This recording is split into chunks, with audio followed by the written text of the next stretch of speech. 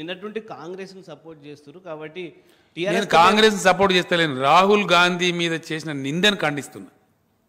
Neither I'm supporting Congress Nar I'm supporting anybody. Sorry, మీరు చేసిన కామెంట్లతో నేను ఏమంటున్నా అంటే అది ఏదో ఎవరికి పడితే వాడు ఏదో అనుకుంటాడండి. నేను స్ట్రేట్గా చెప్తున్నా కదా, నిజాయితీగా ఈ దేశంలో ఒక పౌరునిగా ఇది పద్ధతి కాదు అని నేను మాట్లాడుతున్నా. ధర్మం కాదు, పద్ధతి కాదు. నేను ఏమంటున్నా అంటే నువ్వు విధవాను, అసమర్థునివను, అవివేకమను, చేత కాదను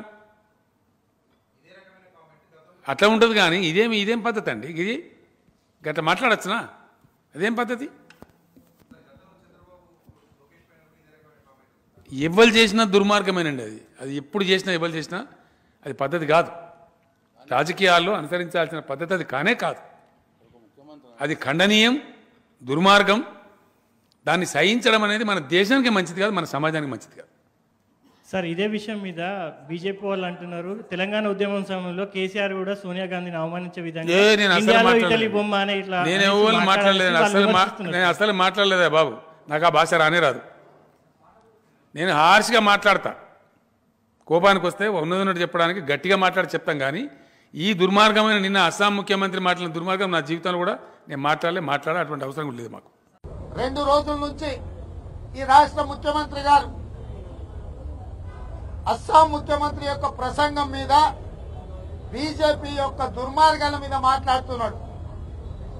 ఇది నిజమే అయితే తెలంగాణ రాష్ట్ర ముఖ్యమంత్రిగా మీరు పోలీసుల మీద ఒత్తిడి చేయకండి, పోలీసులను నిష్పక్షపాతంగా వాళ్ళ విధి నిర్వహణను నిర్వర్తించనియండి. వాళ్ళు విధి నిర్వహణ ఒత్తిడి లేకుండా నిర్వహిస్తే మేము ఫిర్యాదు చేసిన అరగంట లోపలనే వాళ్ళు ఎఫ్ఐఆర్లు నమోదు చేస్తారు.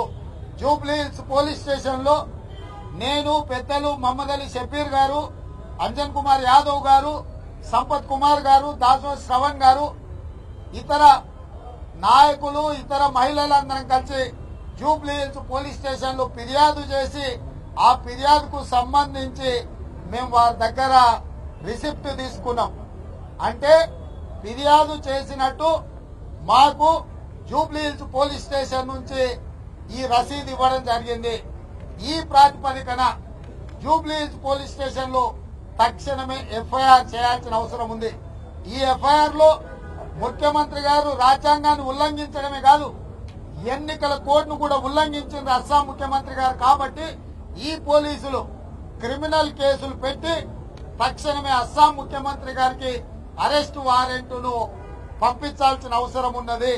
వారికి నోటీస్ ఇచ్చి పోలీసుల ముందల హాజరుగమ్మని చెప్పి వారు నోటీస్ ఇవ్వాల్సిన అవసరం ఉంది. ఒకవేళ నోటీసు ఇవ్వడంలో, అతను తీసుకోవడంలో, అతను ఇక్కడికి రావడంలో ఒకవేళ వైఫల్యం చెందితే ఇక్కడి నుంచి ప్రత్యేకమైన పోలీసు విభాగాలను పంపించి అరెస్టు చేసి తీసుకురావాల్సిన బాధ్యత రాష్ట్ర ప్రభుత్వం మీద ఉన్నది. కాబట్టి ఈ రాష్ట్ర ముఖ్యమంత్రి గారికి కాంగ్రెస్ పార్టీ పక్షాన, తెలంగాణ ప్రజల పక్షాన విజ్ఞప్తి చేస్తున్నాం. మీరు నిన్న మొన్న మాట్లాడింది నిజమైతే, మీకు చిత్తశుద్ధి ఉంటే తక్షణమే ఒక స్పెషల్ టీంని కాన్స్టిట్యూట్ చేయండి. ఇలాంటి రాజ్యాంగేతర శక్తిగా మారి ఎన్నికల నియమావళిని ఉల్లంఘించి మహిళా లోకాన్ని అవమానించినందుకు అస్సాం ముఖ్యమంత్రి హేమంత బిశ్వ శర్మను అరెస్టు చేయడానికి మీరు రాష్ట్రం నుంచి ఒక స్పెషల్ టీంను కాన్స్టిట్యూట్ చేసి తక్షణమే అతని అరెస్టుకు ఆదేశాలు ఇవ్వండి. మీరు అవసరమైతే ఈ ఫిర్యాదుల మీద మంత్రివర్గ సమావేశం ఏర్పాటు చేయండి, చర్చ చేయండి. ఈ రకమైన ఉల్లంఘనలకు పాల్పడితే ఏమేమి సెక్షన్ల కింద కేసులు పెట్టవచ్చో అడ్వకేట్ జనరల్ సలహా తీసుకోండి, న్యాయ నిపుణుల సలహాలు తీసుకోండి. ఎందుకంటే ముఖ్యమంత్రిగా ఏమేమి సెక్షన్ల కింద కేసులు పెట్టాలో మీకు తెలియకపోయి ఉండొచ్చు. కాబట్టి న్యాయ నిపుణులతోని మీరు సంప్రదింపులు చేసి ఒక ప్రత్యేక అధికారుల బృందాన్ని ఏర్పాటు చేసి అస్సాం ముఖ్యమంత్రిని అరెస్టు చేయాల్సిందిగా, శిక్షించాల్సిందిగా కాంగ్రెస్ పార్టీ డిమాండ్ చేస్తుంది. హాయ్ ఫ్రెండ్స్, మా టుడే టుమారో యూట్యూబ్ ఛానల్ చూస్తున్నందుకు చాలా థ్యాంక్స్. మరిన్ని లేటెస్ట్ వీడియోస్ కోసం వెంటనే సబ్స్క్రైబ్ చేయండి. అలాగే ఈ బెల్ ని కూడా రింగ్ చేసేయండి.